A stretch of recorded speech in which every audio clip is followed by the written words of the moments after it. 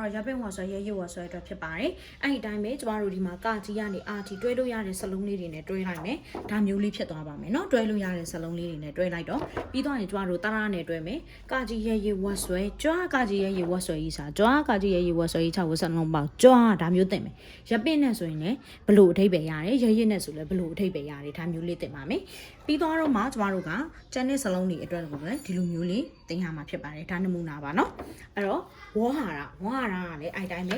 ကျမတို့ဒီဘီးတွဲကိုရသွားပြီဆိုလို့ရှိရင်ဒီဝေါဟာရကိုတင်ပါမယ်အဲ့တော့ဝေါဟာရမှာကျမကဒါမျိုးလေးလောက်ထားပါတယ်ကာကြီးရပ်ပင်ဝတ်ဆွဲနောက်ပြီးကျွဲတဝီတို့မရရဝတ်ဆွဲ